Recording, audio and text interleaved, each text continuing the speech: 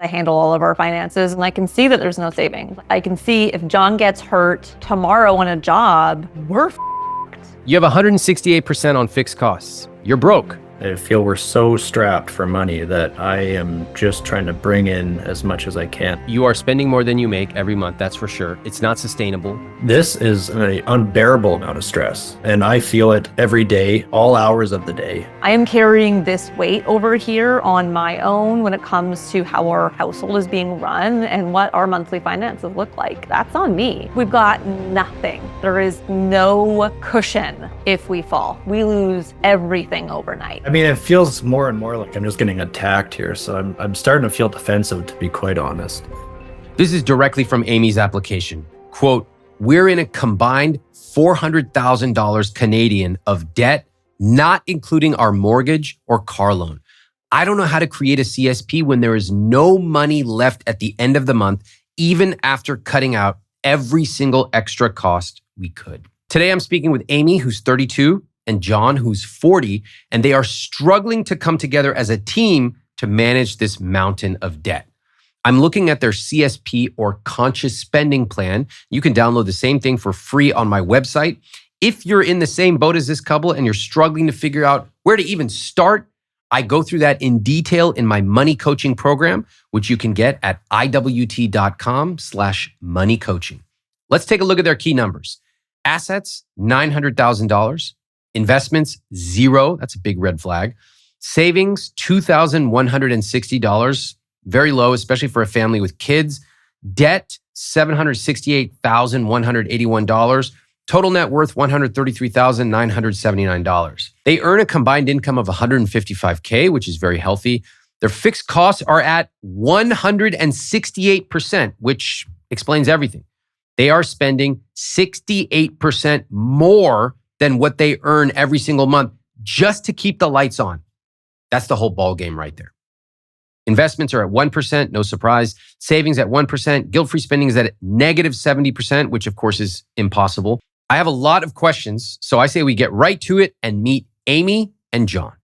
If you and your partner have ever talked about changing jobs so you can earn more money and finally live your rich life, this is for you. Join me Monday, October 20th for a free live event called How to Nail Your Dream Job Interview. You're going to learn how to calm your nerves, how to tell natural stories, and how to show hiring managers exactly why you are the best choice. And this is with my guest, Michael Gendler from Ultra Speaking. Your dream job could transform your money and your lifestyle and your relationship. So reserve your spot at iwt.com/interview or click the link in the show notes. Amy, in your application, you wrote something to me that really caught my attention. You wrote, he spent 2 years hiding his debt from me while I thought we were financially good and we were spending as normal, even going so far as to buy a new car. What was your reaction when you finally heard the truth? So much rage. We luckily didn't have our kids at home that night. They were over at my in-laws, and he sat down on the couch and just very kind of nonchalantly mentioned that he had gotten a call from the CRA, Canada Revenue Agency here, and that they had talked to him and given him some numbers, and there was debt. Without giving me specifics, all this debt has accumulated from his business. Did you know at that point how much the debt was? No. And it took a few weeks of me to really pull the answer out of him. And it took a few more weeks for even him to know the final numbers because it still hadn't been completely tallied up on the CRA end either. Did you have a sense of $5,000, $50,000? Do you have any sense at all? None. If you had to guess at that moment, what would you have guessed? I mean, probably $50,000, maybe 100 tops, but I'm not in the business. He had started it before we were together, and I've never had a role in it. And I had always just trusted that it was managed. And so I wouldn't have had a good idea or even a guess of what kind of numbers that debt was. When John told you in that conversation that CRA had contacted him and there was debt, how did you feel hearing it? I was fed up. I was so defeated because it felt like this business had continued to take so much from us. And he was working so hard, and he'd never not been working hard, and we were never once financially doing okay. Just to hear this, it was like that kind of one last blow. Like, I was just so done. I wanted it to just be gone completely. John, how does it feel hearing Amy's recollection? I remember it a little bit differently. I thought that in that night we talked about the numbers, but I could be wrong. But I felt ashamed and defeated that it was such a huge number, that I had been trying to chip away at this for a long time. And it was finally at the point where like my last option fell out from under me. I had some big jobs I was looking at getting that was going to be a big payment towards this debt. And I thought I had plans to tackle the debt. How much was the total amount? Was it 240, 280, something like that? Mm-hmm. Wait, which one? Those are different numbers. Yeah. Well, it continued to grow as the months were going on, and it was kind of finalizing interest and penalties and everything. So it took a bit. All right, so 240 to 280. Uh-huh. Okay. Can we walk through the debt? So this is business debt. What type of business, John, and how did you accumulate this debt? It's a cabinet business. There's personal income tax, and then the business is source deductions, which is like here in Canada, we have to pay unemployment insurance. As an employer, I have to match my employees' contribution, as well as Canadian pension plan, CPP. So I have to match those for the employees I have at the time. And I fell behind on those payments. I'd pay myself everything we needed to pay for the mortgage here on our personal side of things. And they're doing that didn't leave anything on the business expenses side. So all those accounts suffered because I had to basically pay ourselves like $12,000 a month to pay our bills. That was true up until a certain point, because then money was so tight on the business that he wasn't able to bring money home either.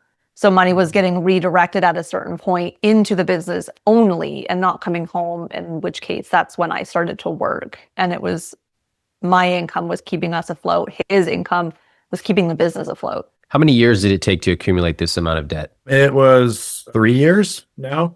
Okay. At what point did you start to say, uh-oh, this is a problem? About a year and a half ago, I guess. That's when the CRA reached out and we started talks, and I had to start paying them, which is where my income on the personal account started to drop off, because I had to start committing to payments to the CRA. So it was $3,000 a month at first, then it grew to $5,000, then they're asking for $7,000. When you stopped taking home an income, I assume the two of you had a series of conversations about that. Did that happen? Not a lot of detail to my recollection. Wait, if one partner stops bringing home income, that seems like you'd talk about it. Where am I missing it? I would ask, is payday coming this week? And sometimes the answer was yes. Sometimes it was late. Sometimes it was half of the payday. And then I started working, and I wasn't really planning on it. I was at home with the kids, and I was expecting that money to be able to go into savings, paying off whatever other debts we had.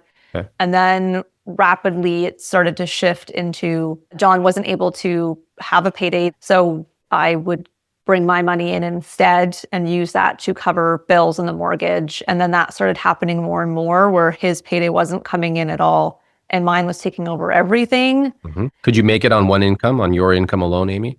Yes. Yeah, Oh, we okay. could. We were doing okay. There was definitely some times where I remember having to help cover the rent for his shop one month, help cover extra wages of one of his employees one month that was coming out of our personal income. Bit of a boiling frog metaphor. You know, just like the temperature went up just 1 degree at a time. How accurate would you say that is? Absolutely. Yeah. All right. What about the ramifications of this secret debt? What have they been? Our relationship has probably gone through its roughest year because of it. It's called financial infidelity, I believe. And it was 18 months to 2 years of not knowing that he was accumulating this debt, and he had a plan. He thought he could handle it until he couldn't. And then that was when I found out. John, what have the ramifications been for you? Well, after the conversation last year, the idea was that I was going to close down and work for someone else. So losing the business was pretty depressing. But also, I know that I did a lot of damage in our marriage and the trust. So I lost a lot of that. And so it took a lot to build that back and just show her that I'm here for us and our family. And I'm not choosing the business over our family. Yeah. Since this came to light, the secret debt, how did you stay together, stay connected? What did it take? Well, credit to Amy for being the one to always spark the conversation, the hard to have conversations. They're uncomfortable, but as we got into them, we got through them. And we went to bed together still at the end of each of those nights, and being willing to put in the work for our marriage and our family, all of those things was what was driving me to get through it. Amy, what about you from your perspective? We've been together for 10 years and I really love him, but also really trying to hammer home to John that we're a team, that even though that's his business, it still impacts me. It impacts our family. And the choices he makes over there have the potential to risk everything for us. And to do that by himself, like that's a huge weight for him to be carrying on his own. Not fair for him. I'm his partner, I'm his teammate, that's supposed to be something that we carry and we figure out together.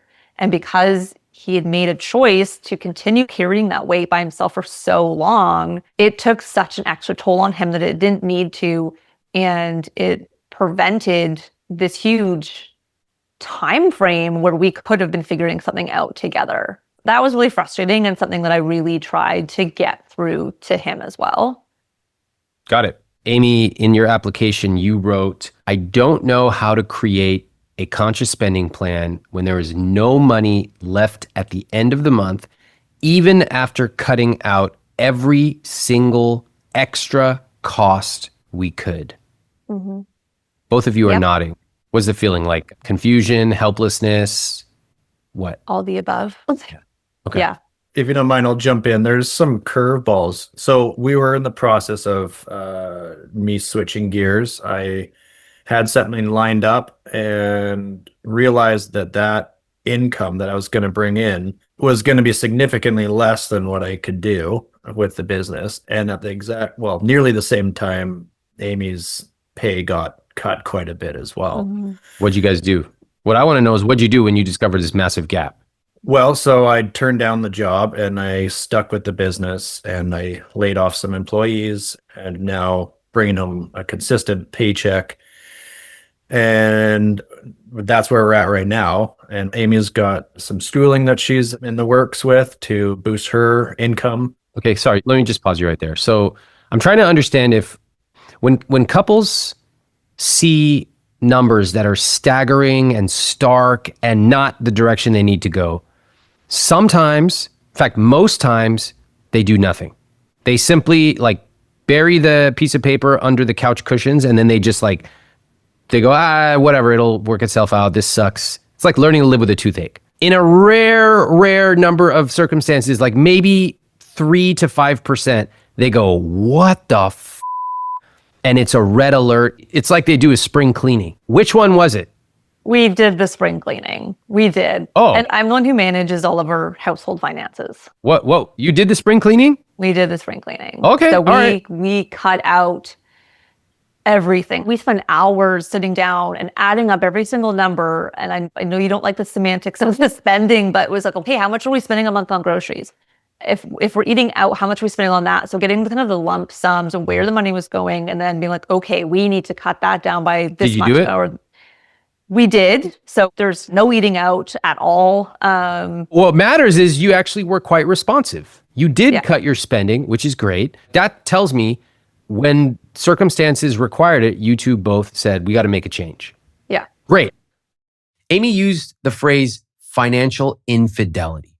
She thought that their finances were fine. They were going out to dinner, buying a new car.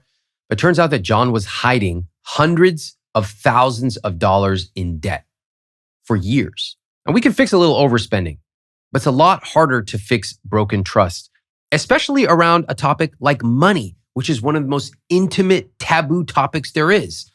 What do you think happens when one of you is not honest about your finances with your partner? Let's look at the numbers. Amy, can you read off the word in bold and then the number in full next to it, please? Assets, $900,000. Investments, 0. Savings, 2,160. Debt, 768,181. Total net worth is $133,979. All right, what do you think of that? We were happy that we weren't in the negative when it came to the total. That was the astounding part. All right, Yeah. that's good. John, what do you think of the numbers? Yeah, same. I was expecting that to be a negative, but to be slightly in the positive was a nice surprise. Wow. All right. So far, so good. Net worth is a moment in time. It is a snapshot. We want to get a little bit more information so that we understand monthly what's going on. So this time, I'm going to ask you, John, to read off your gross combined monthly income, please. That is 12,940. Okay, great. And that means that combined, the two of you make $155,000 per year. Did you know that number? Mm-hmm. Amy says yes. John just took a deep breath. I did not. John did not. All right. Wow. I Hold don't on. want to be a statistic. No. Everyone take a deep breath and recognize statistics matter. No. 50% of people I talk to do not know their household income. And here, right on the money, 50% on this call do not know. John, how do you feel to be a statistic? Do I have time to defend myself? It's not defend. It's a fact. You don't know your number. Now you know your number. You make $155,208 a year household income. Great. Let's get to the number that's giving me, I don't know what this feeling is in my body, but it's giving me some kind of feeling. Hey, Amy, can you read off the fixed cost number, please? Our fixed costs are 168%. 168% fixed costs. What does that mean? Well, it means that we're basically screwed at the end of every month and rely on some credit card debt in order for us to get by. You are spending more than you make every month, that's for sure, right? It's not sustainable. I agree. John, what does it mean to you? Well, okay, so Amy's income was basically halved. I set my income at 7,000 and we were projecting her income to be 4,000. It's less than 2,000. Well, it's 2,500. We'll fix the income, okay? Is it going to matter? 168%, 134%, does it really matter? No. If her income hadn't dropped, those numbers would be in much better shape. So this is a snapshot of where it is, and it's a horrible number, and it's not sustainable. Hold on. Let's fix it. Let's fix her number. So in a hypothetical world where her income did not drop, what is her take-home pay? Tell me. It would have been the same as John's. 7,000. Yep. Okay, watch. What happens to your fixed costs? Still higher than it should be, but it would still be manageable. It's 72%, which is way better. That's totally manageable. Okay, so now the question is, how come you are not making $7,000 a month take home, Amy? Because in the world of doing the kind of content creation stuff that I part-time do, it's just volatile and wasn't all in my control. Fine. All right. So that's a good exploration. I agree. 7,000 net would change things considerably, but you don't make that. It would have been great. It doesn't exist. Right. Yep. You have 168% on fixed costs. Mm-hmm. You're broke. Yeah. Yep. We all agree? Yep. All right. Why don't we go through the rest just to get a good gauge at the high level? So investments are at 1%, Mm-hmm. $40 a month to a registered RRSP. All right, fine. 1% going to savings, which is $50 for gifts. Always funny to me. $50 to gifts and $20 to a registered education. Please tell me this is not for your kids. It is. You get tax exempt. It's a positive thing to do if you're making a lot of money. It's a good thing to. That's so nice. I wonder what your kids will say when they have $1,800 in their college plan while their parents are homeless. What do you think they'll say about that? Well, we'll be living with them. Isn't that supposed to be the joke instead? I know. Yeah. We That's a know. good point, though. Maybe aside from the jokes, we can look at where the money's going. And then finally, we have guilt-free spending, which is negative 70%. So obviously that doesn't work. In fact, there's some numbers on here that just point blank do not work mathematically. One of them is that you are missing $4,190 a month. That means you're overspending, obviously.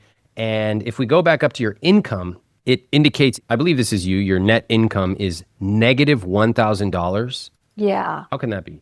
So she gets the $2,400 a month and then makes a payment to the CRA for $3,600, let's say. So that's where the Once a year? once a month. Every month. Every month.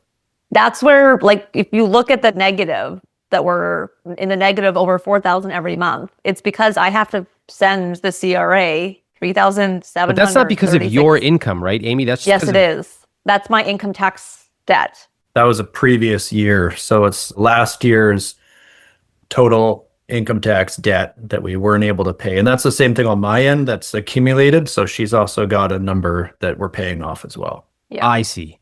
Okay, got it.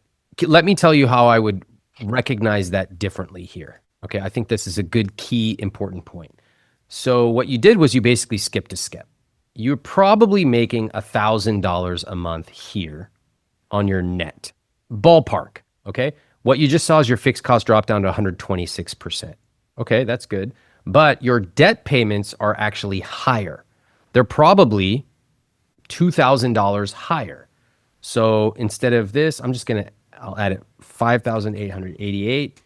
And now your debt payments are up to like 151%, roughly in the same genre, but it is more properly represented here. Do you see what I did? Yeah. Mm-hmm. Yeah. Yeah. It doesn't substantively change anything, but it's important to understand nobody really is taking home less than $0 if they're working it. We got to understand the basic stuff correctly. So fixed costs are at like 151% approximately. Debt payments are more than 50% of take-home pay. Way over. They're $5,888 versus $8,000 of take-home pay. I would describe that as unsustainable. Let me just be direct. When over 50% of your take-home pay goes to debt, it is a massive red alert. I ran the actual percentage of what their debt payments are compared to their take-home pay, and it's an astonishing 73.6%. That's it. Game over. You cannot build any kind of financial future, much less a rich life, when nearly 3/4 of your income is gone the moment it hits your account. And within the debt, we still have layers and layers of debt. We have business debt, personal tax debt. They mentioned a car loan. I suspect there's even more. This is a major clue that tells me they've built a financial system that guarantees they're going to stay broke. It doesn't matter how hard they work. They have structurally set themselves up to fail, and no amount of hustling will ever change that. It's like building a freaking house out of popsicle sticks and then putting your house right next to a fire factory where all things do is just light on fire every single night. What do you think's going to happen? It doesn't matter how many sticks you use for your house. It's going to burn down every single night. Now, they've already mentioned a few of the debts they're carrying. I think it's time to get specific. Listen now as I ask them to break it all down. Amy, can you explain the $768,181 in debt? What is underneath those numbers? Our mortgage at $514,000. Our credit card debt at $7,000. John's income tax debt at $53,500. My income tax debt at $43,680. And our car loan debt at roughly $50,000. All right, fine. $7,000 of credit card debt. What's that for? So that's what's been filling in the gaps. All right. And a car loan of $50,000. What's that? Wow, Amy looks very scared right now. Go ahead, Amy. You should be. I know how you feel about this stuff. What'd you get? Well, okay. This does require a bit of backstory. Not really. What kind of car? Tesla Model Y 2023. That's even worse than I thought. I'm the one who applied for the approval of even being able to get a car loan. And I was under the assumption we were in good financial standing. This is a part of that financial infidelity. At no point during any of this conversation that we were looking at getting a new vehicle for the first time in our lives did the information come up that we had this debt sitting there. I thought we were good. There is also a government initiative program where you get money for buying an electric vehicle. So we actually didn't pay anything out of pocket to get it. And yes, in hindsight, once I found out about everything, I was humiliated. Okay. I was humiliated that we're driving around in a Tesla with this much debt sitting in our back pocket. It was definitely a huge part of my anger. Okay. Because I would not ever have made that call. Yeah. All jokes aside, I understand what you're saying. And I have to ask John, as Amy was going through this diligence process of finding the car, and that's an expensive car. Why didn't you say anything? Because at the time I was paying the CRA and they were happy. I was making regular payments and I thought that's just how it was going to continue. All right. So you thought it would be okay, John. You had the plan and you were paying, and then things got worse. So the collections officers, they changed so frequently. So the next one I got was starting to lay the hammer down, and he said, no, you need to come up with all the money right away, which was not going to happen. So I had to meet halfway and up the payments. And so that's where my personal income started to dwindle and the payments increased over there. So that's when hit the fan. Okay. So you said, okay, I'm getting a lot of pressure from the government to pay more. I'm going to cut my own income to the household. It's okay because Amy, she's covering it. That worked for a while, and then it got even harder. She had to step in and help with the business rent and a business employee, and that's when things started to, it sounds like, spiral. Am I reading that correctly? Yeah, I was in the process of getting larger jobs and more of them. So the outlook looked promising. It was kind of like a carrot being dangled in front of me. I was like, okay, it's going to get better. It's going to get better. It's going to get better is what I was seeing on the business side of it. John, how good are you at managing risk? I'd like to think I'm pretty good at it, but I can't control timelines on projects. Yeah. Amy, what do you think? I think that he is an internal optimist. And that is the side of that I really admire and love about him. But that is also why we are where we are. If you shut the business down today, what happens to the tax? Is it still owed? Mm-hmm. Yeah. And what's the bankruptcy laws in Canada? We have to pay off the source deductions before we can file bankruptcy or a consumer proposal. Mm-hmm. How much is that? The source deductions is 180,000 right now. Let's say you paid that off somehow.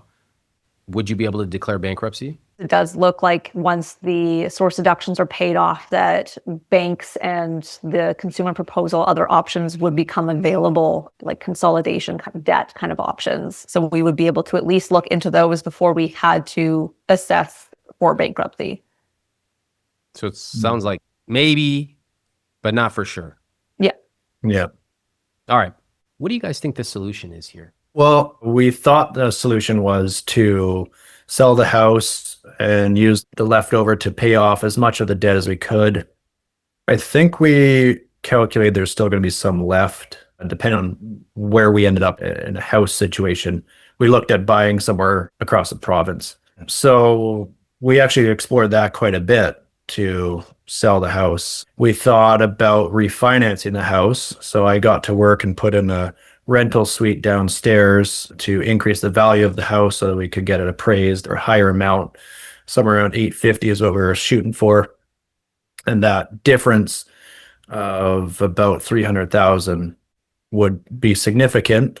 I think we could only refinance 80% of the difference. So it's not an actual 300,000, but 80% of 300,000. But we couldn't go that route. Right. No, wait, why couldn't we go that route again?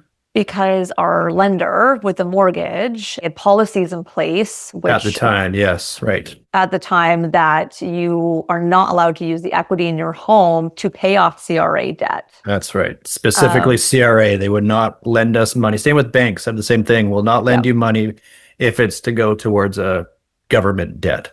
Mm-hmm. What if you just sold the house? We looked to see what we could sell the house for, where else we could move. And Ultimately, we decided to try to hold on to the house to see if we could Airbnb or rent out the basement suite, have any supplemental income, as well as just an ounce of happiness. We really love the community that we're in. It's a small community. I'm involved with the school here, and there was that piece of it as well. And all of our family is where we live. And the only option for us, if we sold, was to move away. We wouldn't be able to afford to stay here at all. It wasn't going to be an option. And we would lose every single piece of our village. So that was a factor that we had to consider as well. You thought about the first option, about building something, first floor, didn't work. You thought about selling based on your decision, that didn't work. Mm-hmm. Where are you today? What's the solution? The solution thus far is that I am taking courses to become a nail technician and open a nail studio with the space downstairs, and looked at the projections around income in our area. It's not an oversaturated market out here, and I would be able to make between $4,000 or $5,000 a month, which would be significantly more than a rental suite. Airbnb is becoming not an option in our area. They're really trying to just kind of axe that completely. You're going to start a nail technician business, okay? And John? I am trying to come up with ways to boost my income as well. I don't want to do the same thing I did with the business and pull every dollar out of it and then the business over again. So I am trying to tread carefully with the projects I have right now and use that money wisely in the business and pay what we need on our household. But I'm looking at possibly boosting my take home soon. Do you currently make a gross monthly income of $10,440 a month? Net would be $7,000. So yeah, after tax is $7,000 a month. Okay. How much does a business make in total? Like revenues? Yeah. It fluctuates so much. The problem was as I was pulling every dollar. So in the past, it's been 130. Some years it was 70. I mean, I believe the 2023 or 2024 was literally $30,000 that you would make for the entire year. So it's very, very inconsistent. Yeah. So the business is not making enough to pull out $7,000 a month net. That's what I'm hearing. Well, so far, since I've made changes and I have laid off staff, there's more money left over at the end of the month. So I'm now able to pay myself that wage now as of January. So this next calendar year, the profits are going to be much better for the business, and I'll be able to sustain $7,000 a month every month. Okay. So long as I hit my sales number. That's the caveat there. And that's the tricky part with being in the industry of trades. You know, it's feast and famine. We've probably heard about the trade war going on. We may or may not see some price increases and people not want to build anymore, in which case I am now vulnerable again. You know, most people don't wake up in the morning like me and say, today is a risk management day. But you do manage risk every single day. You manage risk when you wear your seatbelt, when you lock your front door, when you take a vaccine, unless you're an anti-vaxxer, in which case, get off my podcast. You manage risk when you set up automatic savings for a rainy day. Even though there may not be an emergency now, you know that one could come. Managing risk means planning for things that haven't happened yet. But John didn't do that. He kept on pouring money into a business that was already failing. He took on CRA debt. He cut his income without telling Amy. And when I asked him if he was good at managing risk, did you catch what he said? He said yes. This is very common with dreamers. They will tell themselves, if I just try hard enough, it'll work out. They will often point at all the work they're doing, all the hustling, all the deals that are just about to close. I want to know where these patterns of money came from. So stay tuned as I dig deeper. I want to understand more about how the two of you think about money.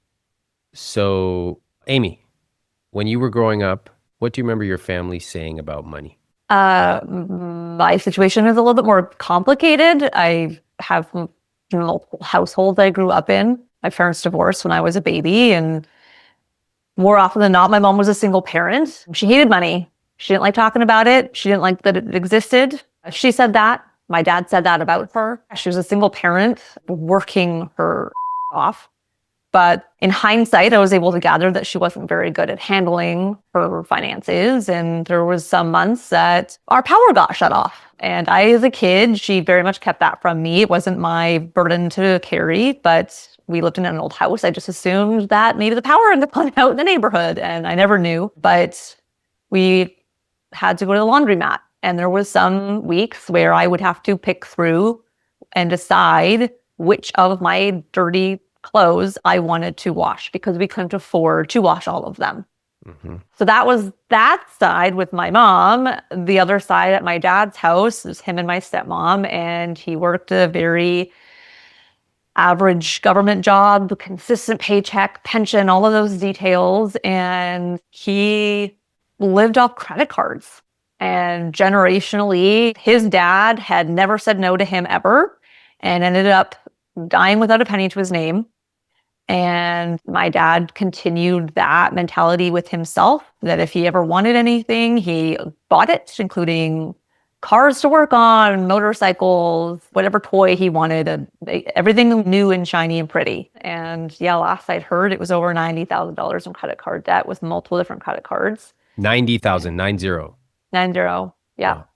What lessons do you think you brought from your childhood money messages to this relationship with John? I feel like it is a very chaotic mess. I moved out at 18 and I didn't save a penny ever.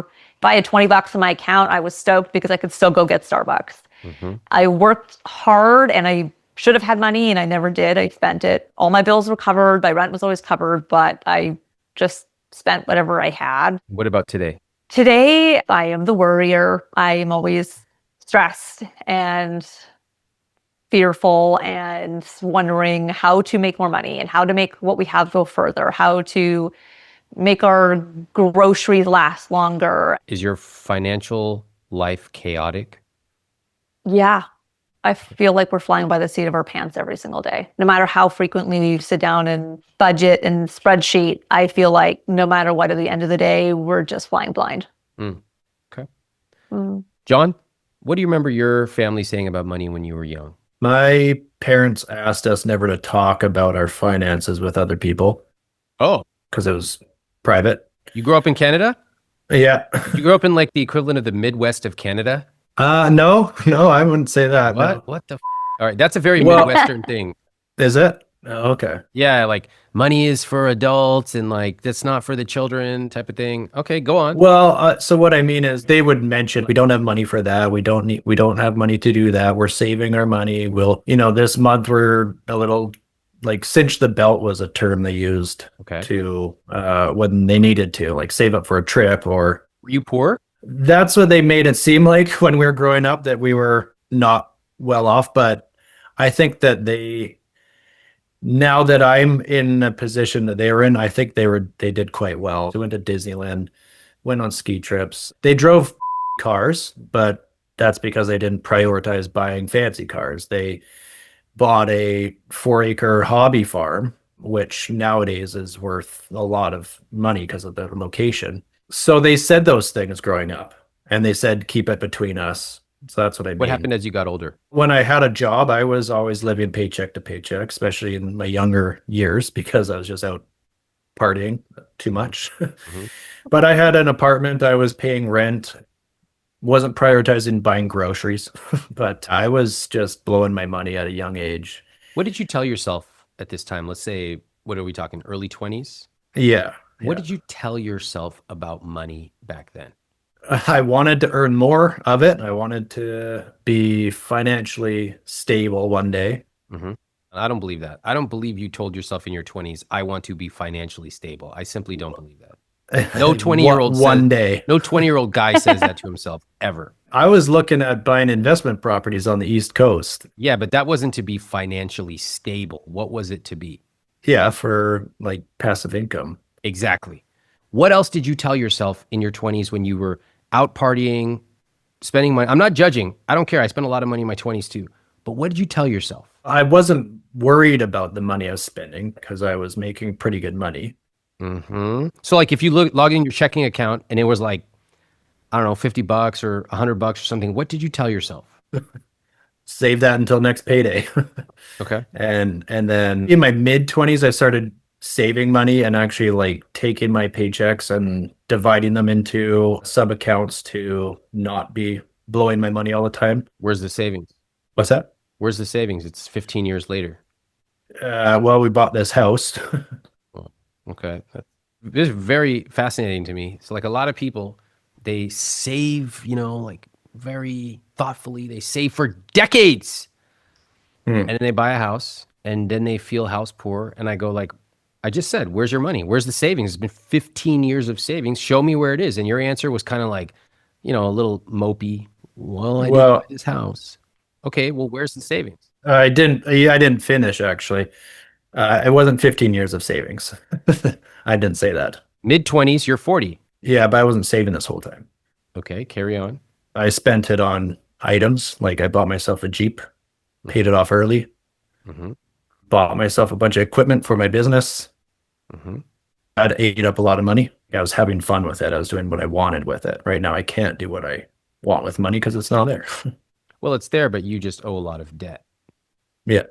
It's like when your 5-year-old falls down, it's not that big of a deal. When a 40-year-old man falls down, it's a much bigger deal. I handle all of our finances and I can see that there's no savings. I can see that there's no retirement plan. I can see if John gets hurt tomorrow on a job, we're f***ed. We don't have life insurance. We've got nothing. There is no cushion if we fall. We lose everything overnight. We lose his business. We lose the house, the car. We lose literally everything because there's nothing. And I tried to have these conversations, and not that I get a blank look from John, but I don't get this sense of like believing that could happen or believing that there's an urgency in these things. John, do you agree with Amy that you're one injury away from major, major problems, including no life insurance? I honestly don't feel like there's any money for that. I feel we're so strapped for money that I am just trying to bring in as much as I can. So I'm focused on trying to earn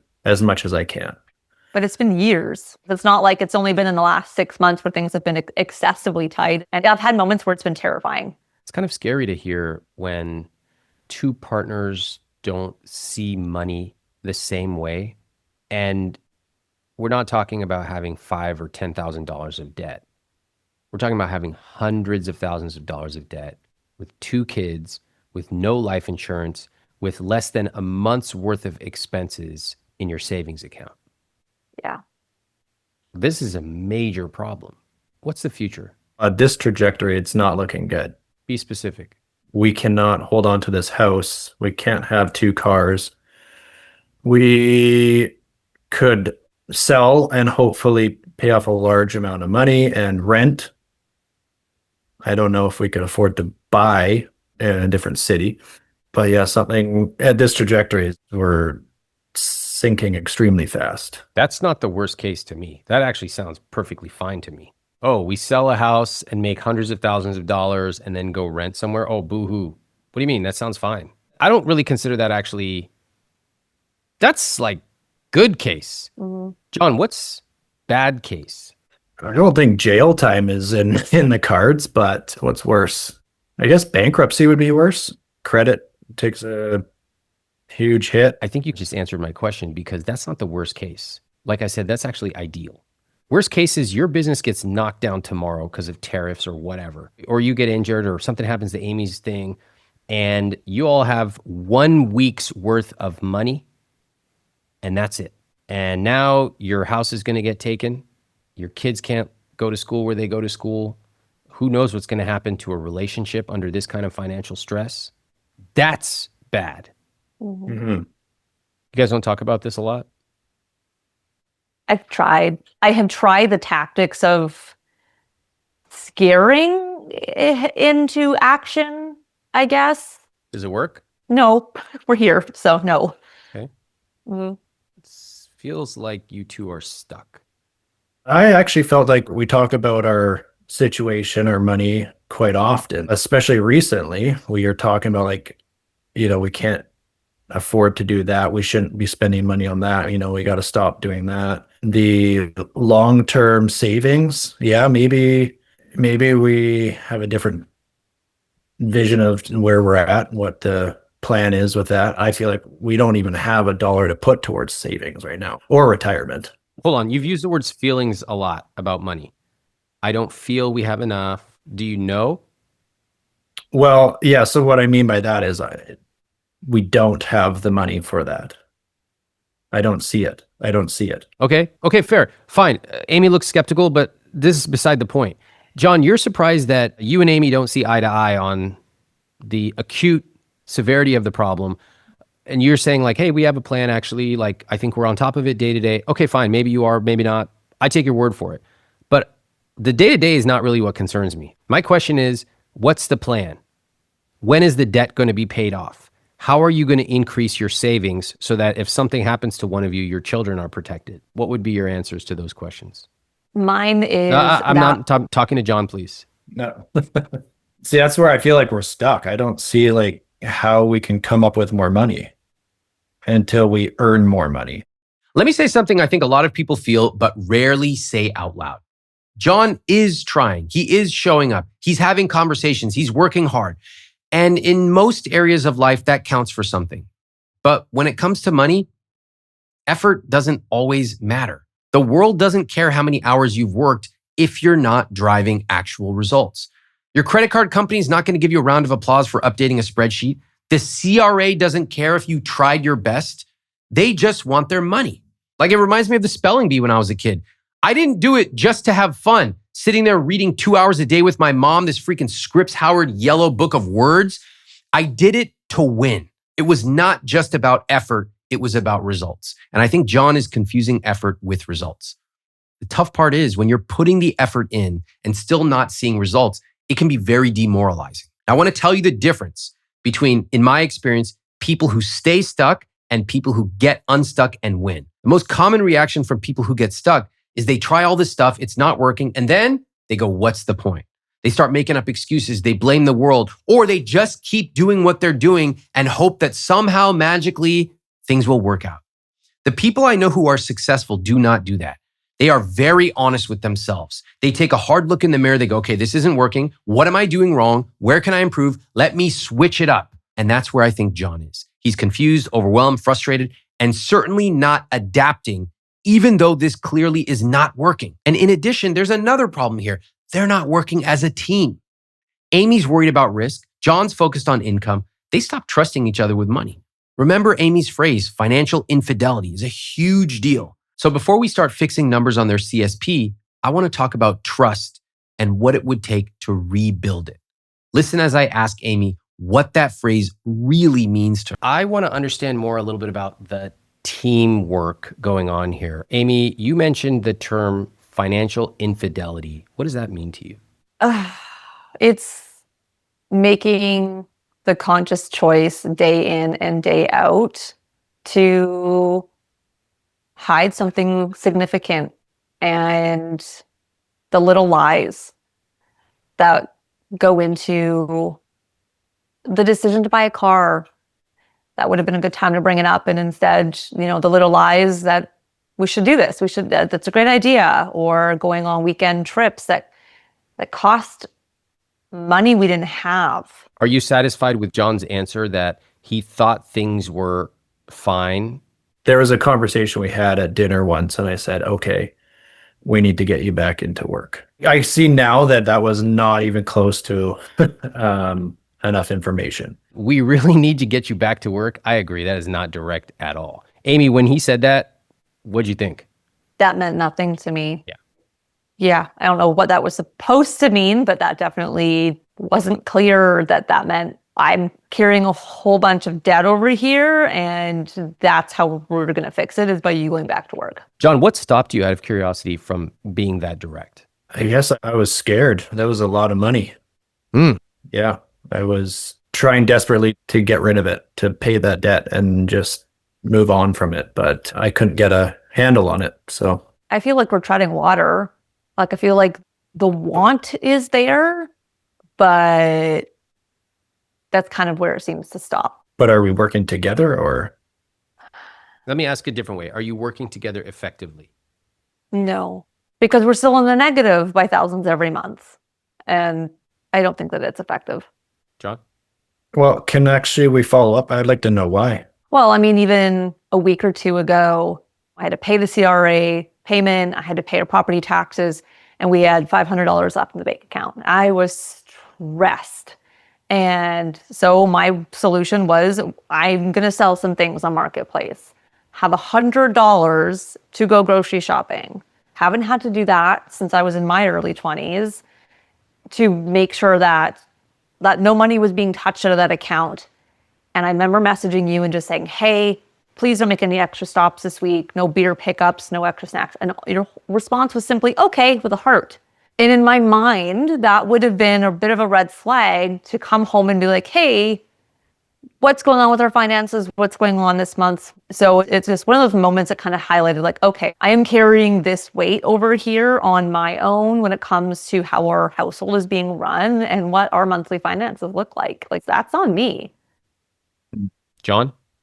Yeah, I mean, it feels more and more like I'm just getting attacked here. So I'm starting to feel defensive, to be quite honest. I am absolutely stressed out about our finances and the business finances.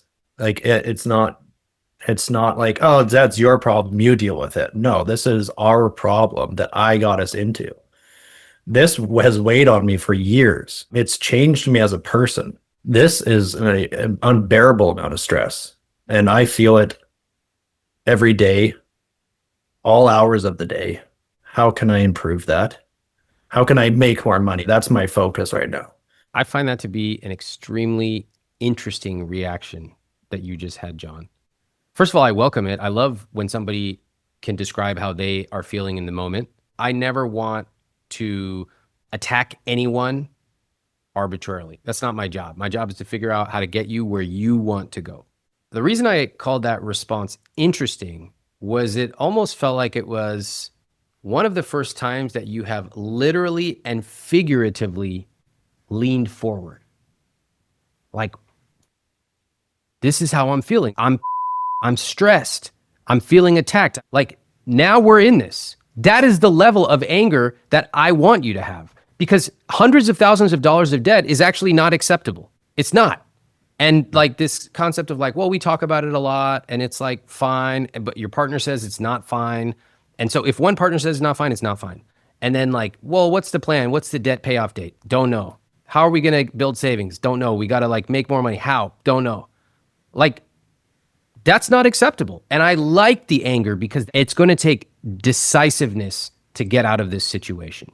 So I welcome your response. And I appreciate that you are able to articulate how you're feeling. That's hard for me. I'm like, wow, that was masterful. How do you feel about continuing our conversation? First of all, I agree with a lot of what's being said, but I feel like I'm being painted as a bit of an idiot and a bit of the enemy here. Because why? I'm not totally sure I agree with some of the answers. Whose answers? Like, there's just a lot of information that hasn't been accurately. There's so many details to all of this. Okay, tell me. I've clearly made a big mistake not having a grasp on the business financials. But I feel that since then, involved with the household budget, I feel like we've been doing a pretty good job. And I thought we were communicating that together as a team. All right, I need to cut in here because emotions are starting to get high. And honestly, I love it. John is frustrated, which makes me so happy. It tells me that he cares. This is the kind of energy I want to see, present, engaged, even if it means frustrated. The worst reaction would be somebody just going, all right, this guy. That's checked out. I can't help that because once you're gone, you're gone. But to be in it, to disagree with me, I welcome it. To be able to articulate how you're feeling in a moment like he just did, that is incredibly impressive. When we get flooded or overwhelmed or we feel misunderstood when we're fighting with somebody, our body literally changes. We shut down. We can't hear the same way that we normally do. And so we react in these peculiar ways. We project, we deflect, we deny. So for John to pause and say, I feel attacked, I am actually in awe. That is a master level reaction. It is something that I have tried to learn in therapy, and it is really hard. I also love when someone pushes back on me. It's a good sign. The last thing I want is for somebody to come on this show and nod through the whole thing, all right, and then leave saying, that guy. If you disagree, say it. That's how we actually get somewhere. So I appreciate what just happened. But now I have to push because despite everything we've heard, John still thinks they're doing pretty good. They're not. You cannot be doing pretty good when you're hundreds of thousands of dollars in debt and one emergency away from disaster. So listen as I push John to really understand the severity of their situation and hopefully start playing offense instead of defense. You have $2,000 in your savings account with 2 kids. You have no money left. So you could talk together, but it doesn't change the fact that you're not making effective decisions. And because, John, you are the one who put this level of financial risk on the family, in my opinion, it would be your responsibility to take the lead on getting your family out of it. So can I ask you something? Yes. The $320,000 debt is getting a $10,000 payment each month going forward. That is on the side. Our personal, I then transfer $7,000 a month to our personal side, and we're still struggling on the personal side. I don't feel comfortable increasing the $7,000 because that'll just put us back into this problem. I can't pay for the source deductions, the business operating expenses. So how do we take the 7,000 plus what Amy can bring in, and how can we best use that money to keep the house and hopefully keep the car? That's what we're struggling with. I love that you're asking these questions, and I am down to play ball. Let's simulate some stuff. I think we should be a bit realistic with the income. Honey, what do you think? We were saying like 4,000 a month? I think it was closer to 5. If I was to move towards doing the nails, But is that before tax? So we have to take 30% off. yeah, that was before tax. So 30% off of that. 1,500 off, so 3,500. So should I change this to 3,500 take home? Yeah. Okay. Take a look at the fixed cost number. That's the number that matters. What is the number now? So 115. That's the trajectory we're trying to get to. And this is maybe our new norm. 115% is not acceptable. Right. That number needs to ideally be below 60%. We could fiddle around with it a little bit above 60, but 115%, we're not even in the same universe. Right. So we're still really so what do we do? Good question. Okay. Before we jump into the numbers and start messing around with the numbers, I'd like the two of you to just ask yourselves, have a conversation. The last several times we've talked about money, how have we showed up? And now in this conversation, how do we want to show up differently? Go ahead. I think I always show up optimistic. I think that's pretty clear with all of the conversation so far. I am still optimistic, but I need a dose of reality, and I need to know if we have to go to the extremes of selling our house.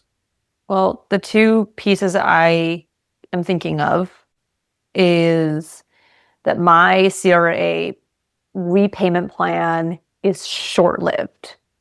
So I know that that puts us in the negative. That just screws us every month right now.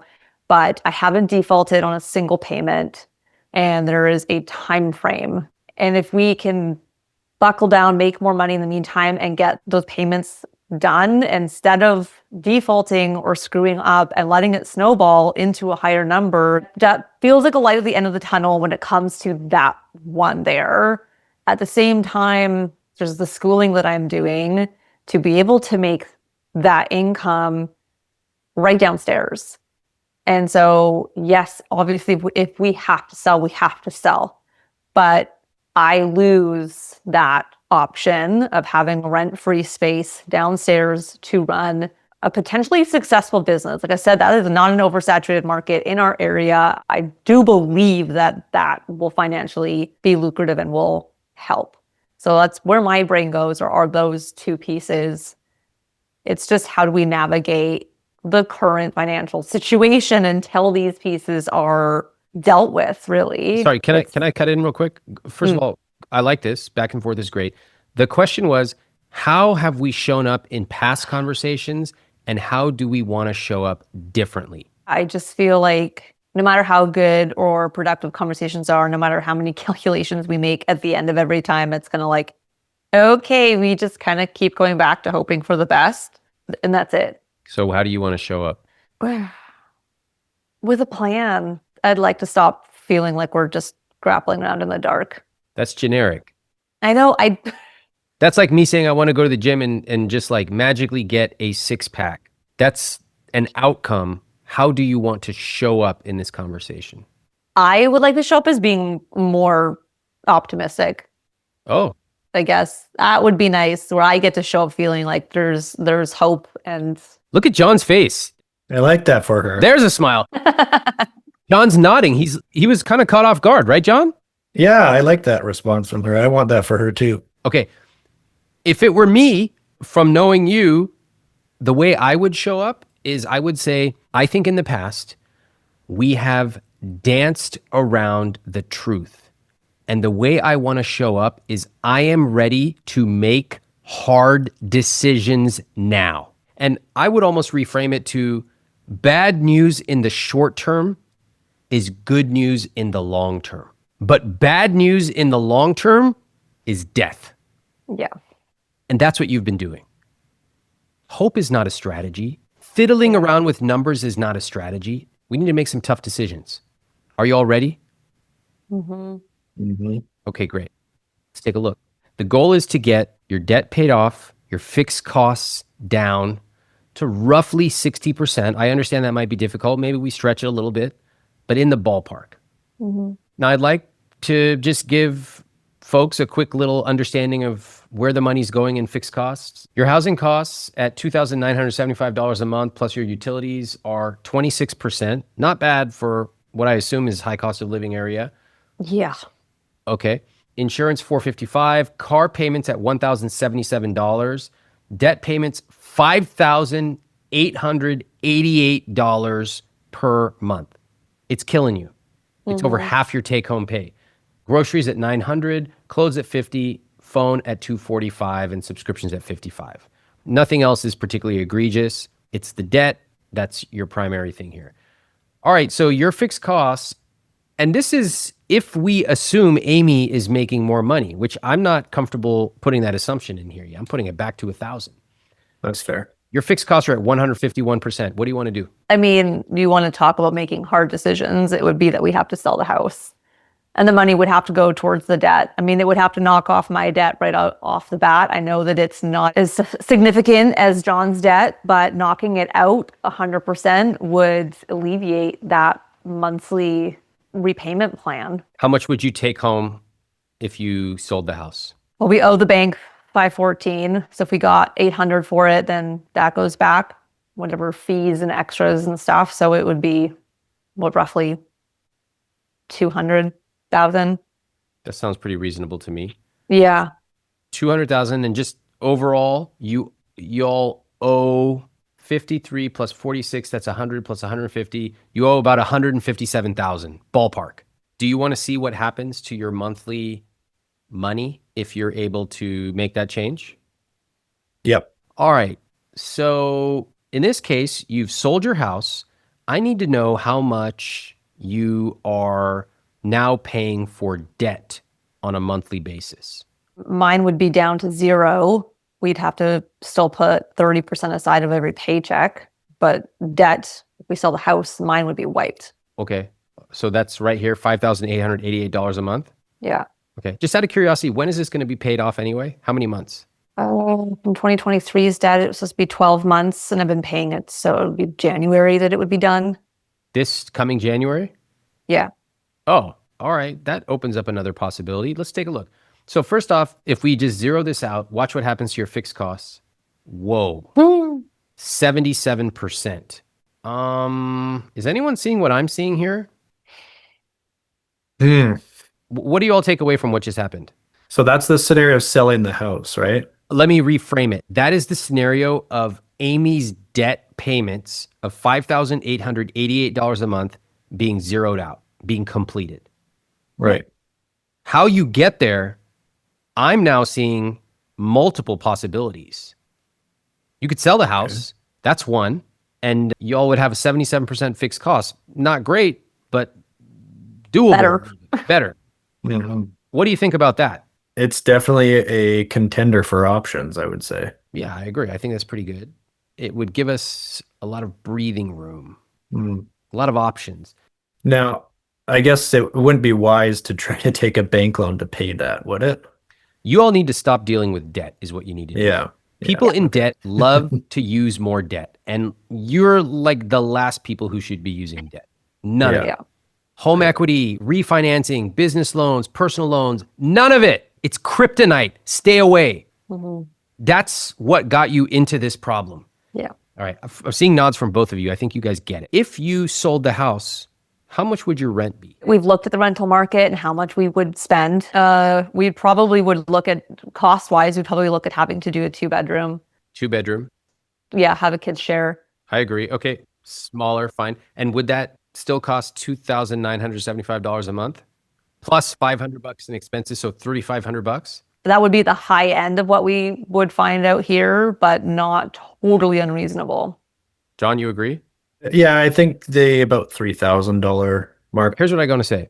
The fact that you have a 4-bedroom, and if you decide to sell and rent, it is likely that you will go to a smaller location. Yeah, significantly, yes. I, third party outside observer, don't mind it. Easy for me to say. I don't have 2 kids and I'm not going to be the one living there.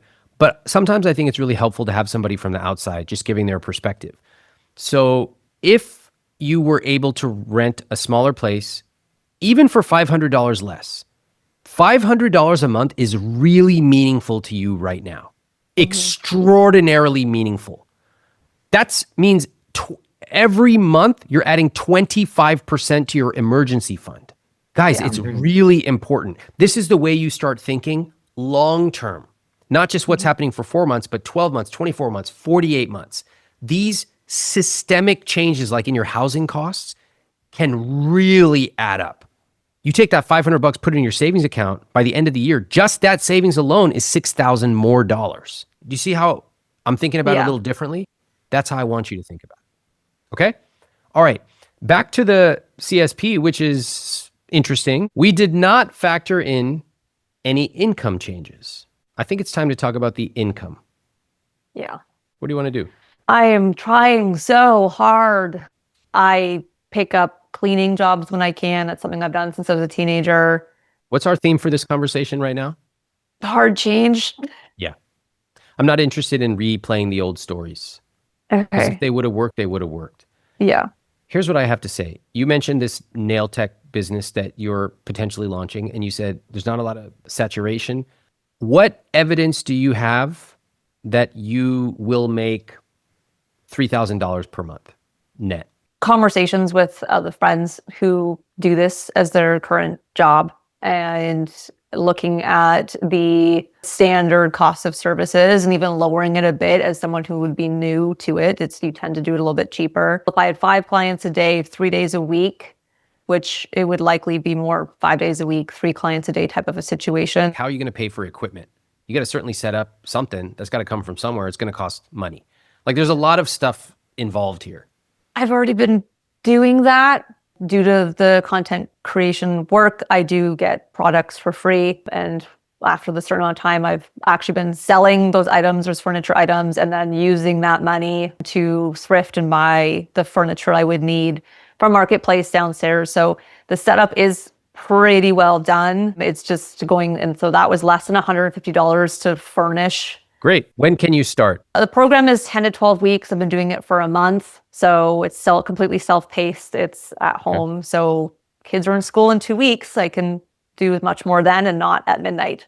Okay. How long will both of you give Amy, John and Amy alike, to prove that this works before making a change? I think it would take a few months to build up a clientele. My comfortable timeline would be 6 months. If I'm not seeing progress and significant clientele coming in and that income coming in, then changes need to be made. Okay, great. I like that. And what I would say is this. It could be 6 months. It could be 4 months. In that realm sounds reasonable to me. But I will also say this. It doesn't happen that you wait until 5 months and 30 days and then you Yep. make a decision. You actually set milestones. This is exactly what we teach in our Earnable program, right? To help start and grow businesses. It's like you set a goal. Let's say you plan to have, let's just say $3,000 a month in net income. Let's say $5,000 a month gross. Well, that means that by month 1, you probably should be making 1,000, and then 2, and then 3. And look, if your milestone 3 is to hit 3,000 and you hit 2,600, that's pretty close. Stay on track. But if your milestone was at 2,600 and you hit 300, that's a major problem. In other words, you should not wait to find out the answer until month 6. You already pretty much know by month 3, in which case you're already making plans. This is the level of speed that we are operating at. Seeing nods from both of you. Yeah. Are we good on this? Sense. That makes Absolutely. sense. Yeah. John, talk to us about the business. What do we want to do here? To increase what I take home. Yeah. I have someone who's interested in renting out some space at the shop for a short term for $700 a month. I'm in the process of figuring out if I can give up that space because I might need it for this big job we just got. So that's a possibility. Looking and tracking the numbers closely to see if I can afford to give myself a raise is an option. I can always take on more work and start working extra hours. We've gone through that, and if it can be a mutual agreement and a short term so that Amy isn't stuck with all the burden of the household, which was hard on her last time. Yeah, but it's also, this is a dire situation. This is different than it has been. You know, like you worked crazy long hours sometimes in the past because you were growing the business or that was what you wanted to do. This feels different. And yeah, I think that definitely requires a plan and a conversation. If more work is an option, even if it's short term, then we'll figure that out. Should we have this conversation right now? Yeah. Yeah, I mean, I could probably sit another job in before Christmas, and it could be an $80,000 job. Yeah. If they're asking you to bid on it or it's an option, then go for it. And yeah, we'll figure it out. We'll plan. I mean, your Let's parents plan it right now. Well, I can go back to 12-hour days and not do my flex day. I'll just work flex days and be home for the weekend. It takes a really hard toll on you though. Like not even just me and the kids. That takes a lot on your body and your everything. Yeah, but if it's for a few months, that's fine. But when it's a Okay. couple of, that's 18 months or whatever that was. Yeah. I don't want to do that level of overtime, but Yeah, the kids still need to know that their dad like lives at home. Can I intercede for just a second? I love this conversation. It's like the energy is totally unlocked. Like that quicksand that you were in before, that is nowhere to be seen. In fact, what I'm noticing is both of you are actually building on each other, which is amazing. It's like an upward spiral. Have you guys noticed it? It's so cool. I can feel it and I can see it on your faces, both of you. I love it. One question that I might ask, because I can hear Amy, you're kind of alluding to it, you know, hey, that took a toll on your body. And then what happening is John is going, well, like, it's fine as long as it's for this short time. I could feel a bit of tension.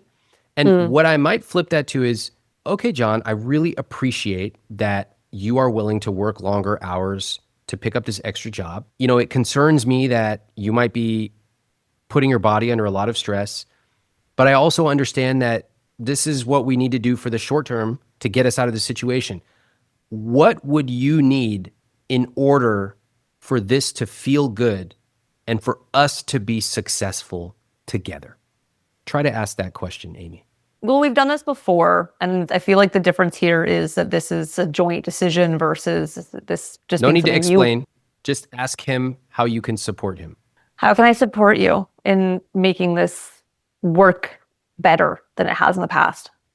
well, I thought it worked well in the past. You're extremely supportive. You made my lunches. I think you even started presetting the coffee machine. And I think the most helpful is the eliminating the guilt of that I feel when I'm not there to Yeah. help. Yeah, I think we've done that in the past. I think we worked well, and that was extreme hours, and that was an extreme extreme amount of months. But if we had to do 12 hours, a day for 4 months, Mm, to unlock that extra cash to put towards your income tax, to unlock your income at another yeah. level. John, what do you need to feel supported by Amy? That's the question. Yeah, so just that, sorry, I didn't quite finish. The guilt, I was starting to choke up. The feeling that she doesn't need me there for dinner, like she's okay to put the kids to bed, and I can just focus on finishing the shift and get home when I get home. The lunches and the coffee were an awesome touch. You want that? Would that help you feel supported right now? Yeah. Okay. Mm. Amy? Yeah, that makes sense because we have done this before, but it's the shifts of it where there's times where you've worked the late nights, but it's not communicated to me that this is what's happening. So the frustration on my end grows that I'm left here doing all of this and yeah, I'll see you when I see you. And so if this is the plan, we can do that. And we've had this kind of inkling of this conversation of if we have to work longer, we'll figure it out, we'll do it, but we haven't actually planned. So that feels like a really feasible option. So if I were to take on more hours, what would you need from me as far as helping with you, with the kids, and being a husband and being available? I think the weekend would be huge. Like if it is a Monday to Friday grind and that's what we have to do, I can absolutely get on board with that. But having the weekends, especially for the kids, because I just can't ever forget the fact that preschool teachers thought that you were in the military because the way that our daughter spoke about you was as if you were never there. And that was heartbreaking.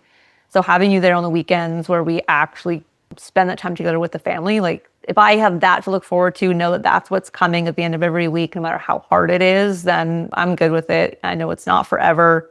There's a reason behind all of this and hard decisions. I can get on board with it. And yeah, that would be huge. I feel like losing the house would be a harder scenario. Yeah. Would you say? Yeah. I mean, obviously if that's where this goes, that's where this goes. And we just need to be able to get on board with that as a whatever plan, CD down the road. But if we have these other plans in place and we work our asses off to execute these plans to their finality and go, well, that still isn't working and we're still not where we need to be, then we move on to the next. And if losing the house, selling it is in the cards, then at least we know that we've done these other plans first so that we're not kicking ourselves later. Yeah. Nice work. First of all, round of applause. That was a phenomenal example of working together. Really, that was fantastic. Thank you. The thing I liked most was that people are capable of pushing themselves way more than they think possible, especially if there's a powerful reason and you know that it's going to last for a limited time. Mm-hmm. Now, looking at the CSP, what can I change the income to for John so that we can start to get a sense of what happens to the fixed costs? If I were to be able to afford to give myself a raise? Yeah. Is it $1,000 a month extra? Is it $3,000, $5,000? I don't know if I would go as much as 5, maybe 3. An extra 3. Yeah. Okay. If I were to work towards that, yeah. Understanding this is just until Christmas, so you would adjust it later, but just to get a sense for what would happen. Let's take a look. Instead of 7,000 take home, I'm going to make it 10,000. Right there, that number drops to 56%, which is staggering. Oh, and by the way, we should probably increase Amy's take home pay. Let's assume that things go well. And what did we say the number is going to be? 3,500? Watch this. Well, your fixed costs are at 46%. Wow. Candidly, that's amazing. I don't think that's going to happen. Okay? Yeah. But that's if every single thing goes right. That's not how life works. But you know what? I build a life where everything does not have to go perfectly right and I can still live a rich life. Mm-hmm. So maybe Amy is making 3,200. Maybe John gets a contract, but it's not 80K, it's 50K and it lasts X number of months. But you can still take that money and you can utilize it effectively, right? Mm-hmm. Absolutely. I've given that some thought. I think the obvious one would be Amy's income tax debt. Yeah. And for me on the business, I'm focusing on that source deduction. So that opens up more options for if, hopefully not, but if we had to do the consumer proposal, or even worse, if we had to do a bankruptcy. But it also opens up bank loan. I know we don't want to talk about loans and more debt, but it could be a difference of interest rates. Maybe we save a bit. I don't actually know what the CRA is charging interest. I should, that's a number I'm embarrassed not to know. In your conversations with the government agencies that you're in touch with, what amount of negotiations have you done with over your monthly payments? I tried, like at the beginning, I said, will you be okay with 3,000? Or I think it was 2,000. And they said, no, that's not enough. So I said, I can do 3,000. Like, I can't just give you this magical $20,000 a month. So I tried to just give them the full picture and just say, listen, I'll give you what I can. And it grew because the jobs were becoming bigger contracts. So I upped it as I could. And they were okay with that. And the first lady I had was great. And she totally understood it. And then I got another officer who was harder on me. He was saying I have to go borrow money from my friends and family, Everyone. like Money Mart and all this. So he was. What the Who knew the Canadian government is like a goddamn loan shark? What is Yeah. this? It was brutal. Okay, John, let me ask you a question. You mentioned something about paying $10,000 a month towards this debt. Is that correct? Yeah. And are you doing that now? As of my last payment, yes. And so I'll be doing that for the next 5 months, but 4 months for sure. Okay. And out of curiosity, are you just doing that because you have extra money, so you're just putting it towards the debt? Yeah, pretty much. Okay. What's the interest rate on the debt? I don't know the interest rate, unfortunately. Okay. This is what I suspected. We need to be much more disciplined. For example, if I'm in your situation and I have extra money coming in because of a job that I got, I'm not going to immediately just start paying off extra debt because I'm going to end up in the same position I'm in 5 months from now. What I'm going to do is sit back, carefully consider what's the interest rate. Hey, I'm not going to have this job after 5 months. What am I going to do? This is where dreamers never look at the negative. They just go, oh, the next deal will come and save me. We got to stop that thinking. We got to say, okay, if they agreed that I can send them $3,000, that is the amount I'm sending them. Next, let me factor in the interest rate. Is it to my advantage to pay a little bit extra? Could be. But then finally, you want to start building up this cash reserve in your business. In short, maybe it's a good idea to pay extra, maybe not. You need to factor in a lot more than just, I have the money. Would you be able to do that? Yeah, absolutely. You're totally right. Okay, great. Amy, what do you need from John in order to trust him, financially speaking? Full transparency and communication. I don't want to have to ask how money is going, how the jobs are going, is payday coming?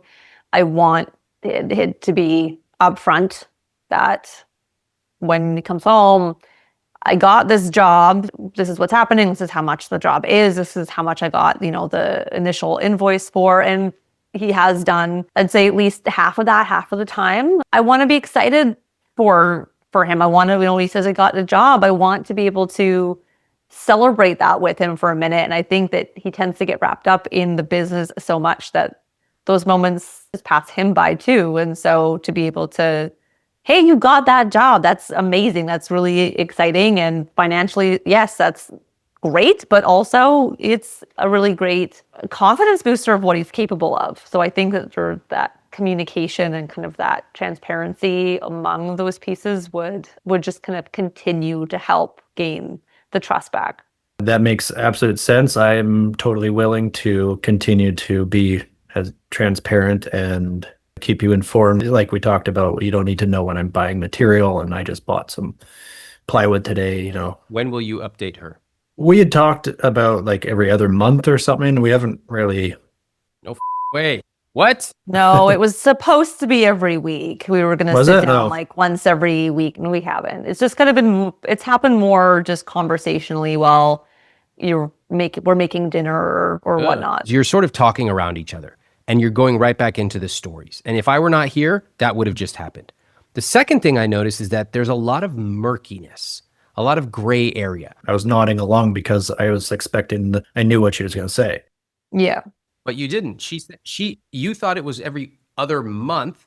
She said every week. That's not in the same planet. I had asked, we had talks only, I guess would have been May, June, about the transparency specifically around, I didn't want any big transactions to be taking place, no big equipment, no nothing to be purchased, no big car repairs on this work vehicle without discussion with us first. We had sat down and, okay, if he's making this much money a month on the work log, where's the money going? And he'd show me the percentages. And I remember saying, the business savings percentage, that needs to be way higher. Great. Now, I want you to get specific. What does a transparency report look like? Specifically, can you tell me? And I think it should be John who leads this one. John? To explain when I get a check, a big check comes in, and I tell her how much it is, and I tell her how that money is going to be divided. And I can say if I need to buy something other than, your odd $100 tool here and there, which doesn't really come up anymore, but like an expensive purchase is a conversation between the two of us. We've agreed to that as well. What if you don't get a big check for like 6 months? Then I would be transparent about that. I'd let her know. When? Because if I were you, I'd wait until month 5.999. And Amy, how do you think that makes her feel? I think if that were to happen again, that we're not going to make it. Like, we can't be here again. Like, we can't be in a position where he is just like crossing his fingers, hoping that a job is coming up, but nothing has actually been shown. And he waits till the very last possible second to tell me. That's why we're here. We're not. I'm going to show you a different way that I might communicate. I might say on a weekly basis, on Saturday at 11:30 to 12 a.m., I'm going to look over, Amy, am going to look over the document and I'm going to talk to you about it. John says, John, am going to have that document completed by Friday night at 9 p.m. so that Amy has an hour in the morning on Saturday, whatever, to look it over, write her questions down, and you all talk about it together for a half an hour. In this document, it's going to be a template. It's filled out. And you just plug it in like Mad Libs. Here's the amount. Here's how much is in the bank. Here's the current deals in discussion. Here's the deals we lost. All the relevant information. Here are the things planned to be purchased in the next whatever. Guys, transparency is not like pulling freaking teeth out. Or I will tell you if something happens. Transparency is proactive. When I get my reports on Monday from my team leaders, you think I'm going to them like, hey, what about this? No, if I have to ask, they have failed. So I'm getting a full report, numbers. I can drill down into what's going on, how many deals, what's our BPN, all this stuff. They have done the work to manage. And John, you got to do that to manage the communication to Amy. Amy, your responsibility is to look at it, make sure that it makes sense for the household, and then for the two of you to talk about it together. How does that strike you, John? Yeah, I like that. Cool. Little different, way more effective, I think, in communication. And I think, Amy, for you, you mentioned something that resonates with me. You go, I don't want to have to ask. Yeah. Same thing I tell my team. If I have to ask you, we have a serious problem. So I need you to be proactively communicating. And the best way to do that is just give them a template. Yeah. Both of you develop the template together. I think John should take the first crack. Here's a template I'm planning to report on by Friday night, every night at whatever time. What do you think? Is this going to give you what you want? And then if after a couple weeks you want to change a couple things, go for it. I like Yeah. that. Love that. So Amy then said, for trust, I want transparency. Was there anything else? Communication just goes along with it. There's one thing I don't think we addressed, which is the people around you that you need to enlist on this sprint you are about to go on. Wow. Nods from both. Tell me, this is about to become very difficult for several months. What people around you do you need to enlist? My go-to is going to be his parents. They're fully retired. They're incredible help. And I did it in January when we were looking at our numbers and I went, we got to make all these cuts. We can't do anything in the summer with these kids. And I remember messaging my mother-in-law saying, hey, I know it's a long way. Can you help with the kids? Can we make a plan for that now? and had a concrete, these are the exact days, overnights that they're going to have the kids for the entire summer so that I could structure the work and the time that I needed. And so I will do that exact same thing and get the help that we need from them the best that we can. Amazing. Also amazing what happens when you're super specific about what you need. Yeah. Wonder what would happen if you did that here. Yeah. I think, especially when a family is about to make a major sprint like the two of you are, and we don't know how long this sprint will last. It could be, if everything works out great, could be December, but it could be that you end up moving to a different place or moving in with in-laws if you really need to save money, which is an option we haven't even entertained. But there's so many different things that you might do.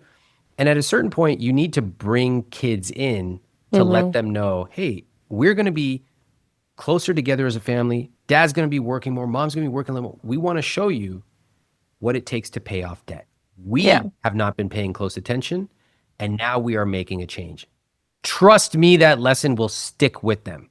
Trust me. We learned more about our parenting with them around the money than we expected to with this debt, for sure, that we are saving our money and we are working harder to make different choices with our money. And this is, I love it. So we're doing more beach days and more activities that we are doing together that are free. Yes. Beautiful. Beautiful. I also love that you're kind of like painting the picture. You told them why a little bit, but you are avoiding what so many parents do, is just to bottle it up and say, we can't afford that. Yeah. And I work really hard not to do that. Yeah. Great work. Great work. Okay. What surprised you most from today's conversation? I think my biggest worry at the beginning, honestly, was like, what if it's hopeless? What if you leave the call with me and are like, oh, they're so screwed, I can't do anything here. I think that was my biggest worry. So the fact that there is this feeling of forward momentum and there's some relief in that there's visual plans in place, and that feels really good. John? I felt surprised that we weren't as on the same page with our financial planning as I thought we were. I thought we were doing a good job and a thorough job. I still feel that way, but I need to maybe check in more to understand her stresses, because she's got the stress of the household debt on her shoulders, because she's worrying about where the money is, where it's coming from, and she's looking at that a lot more than I am. So I need to start being there beside her, seeing those numbers at the same time. Great. Okay. I have a couple things I want to mention to you. First off, there are several things we did not get to, but I know that you will get to them in time. When something is burning, we need to put the fire out. That's why we talked about that. Some things that I would like for you to think about and to discuss in future conversations with each other would be understanding interest rates for your debt, understanding where your next dollar should go. Should it go to Amy's debt first? Maybe, but y'all really need an emergency fund. So you may need to pay that debt off a little slower and put money in an emergency fund. Okay? Very important to think about. Guilt-free spending, we didn't even tackle. I suspect there's probably some guilt-free spending, although I think you two seem pretty dialed in on your spending, so I don't really think that's a major problem. Dialed in meaning I don't think anyone's like eating out 25 times a month or something like that. I do think that an emergency fund is critical. You don't know how important it is until it happens, and don't let yourself get in that position. I think your communication with each other is something I think it's kind of a foundational like level that I would really think about. And I would strongly encourage you to get whatever outside help you want, just so you can communicate. Because I say that because I saw tremendous changes just from the beginning of our conversation to now, like tremendous. And I think sometimes, like including my wife and me, all of us, we have blind spots that unless you have somebody there, it's very hard to discover them on your own. Very hard. So something for you to consider. A couple other things that come to mind. Negotiating with the Canadian government. It sounds like you've done it to some extent. You may want to think about what are the other options. I'm sure you've Googled around and talked to other folks. Maybe there's lawyers to consult. I'm not as familiar with it, but it's a crushing amount of debt. Even the business debt is a crushing amount. In the US, often You can negotiate settlements with things like medical debt, etc. I don't know what the equivalent is in your situation, but I would like for you to consider it. It's certainly worth trying because the debt is so huge. If you could even get a 25% reduction, that is like massive. Yeah. Yeah. Bankruptcy, still not off the table. I don't know the local implications in Canada, but those are all things to think about long-term, calmly, methodically. But first step thing is get that income up, pay that debt off quickly, and most importantly, talk about it effectively every single week. But make the plan. Get specific. That plan should ultimately be as simple as being able to hang it up on the fridge and it tells you everything you need. One page. That's when you know you are fighting for simplicity. You are running a very clean, non-chaotic financial household. All right? Love it. I love that. Yeah, love that. John and Amy, thank you so much. I appreciate you both. Thank you so much. Before we get to their follow-up, I just want to share a few thoughts because this conversation really stuck with me long after we finished. A lot of people would hear that their partner hit over $100,000 in debt and think, that's it. There's no coming back from this. And honestly, for a lot of people, there would be no coming back. But I noticed with Amy and John that they had this commitment. John, what he did was a massive breach of trust, but they are still here, still showing up, still trying to figure it out together. And you can notice the love in little things, like Amy making his lunch and John promising weekends with the family. There was a real tenderness in these quiet little gestures. When this conversation started, it was like they were in opposite corners. They were polite, but there was a lot of tension. You could feel it. Something shifted. They started actually hearing each other. And I don't think this will be easy. It won't. It will probably be one of the hardest things they ever have to do. They have a huge hole to climb out of. But if they make a full-on sprint and they do it together, I think they have a shot at it. Because when you've been stuck for so long, really stuck, and you finally get a glimpse of what's possible, that might be enough to get something to change. And I think maybe today they saw a path forward. Let's take a look at what happened next. I was surprised at a few points in the conversation and really found value. Having an unbiased third opinion, being able to have a different perspective that we clearly really needed and haven't had before. We have been setting up all the steps needed to head into this sprint. Hopefully it'll only be for a couple of months, just planning longer hours and what days of the week that works best so that we are both feeling supported in this and not feeling like one of us is carrying all the stress and the weight. And I have a goal of having my courses done and planning a soft opening with the nail studio between December 15th and January 15th. So that gives me a really good time frame and a good push to get all of my coursework done and really just stay motivated and stay focused on getting this going, getting this opened, and being able to really ramp up my income. I want to say a huge thank you to Ramit and the team for allowing us the opportunity to work with them, and it was a really life-changing experience.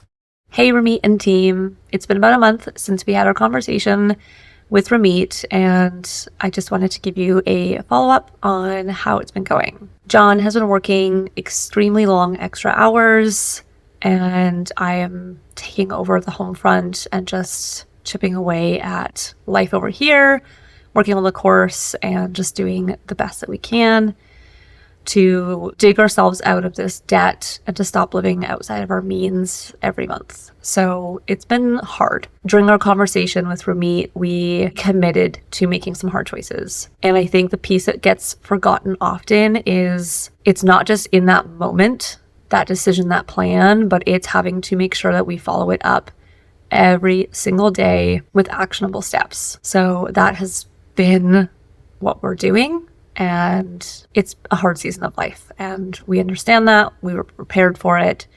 Doesn't make it easier, but we are pushing through. So that's where we're at. And thank you so, so much for talking with us and giving us the opportunity to share our story. I'm a little disappointed not to hear from John. Amy's made a lot of changes. I appreciate that. John, I know, working hard. I'm sure John's busy, but this is a team effort. And part of why I want follow-ups, of course, is for me to know what's going on, but it's also for you to hold yourselves accountable and to see that you are both doing this as a team. So Amy and John, I wish you both the best. And I want to remind you, the only way out of this is together as a team. And now I want you to listen to this episode next.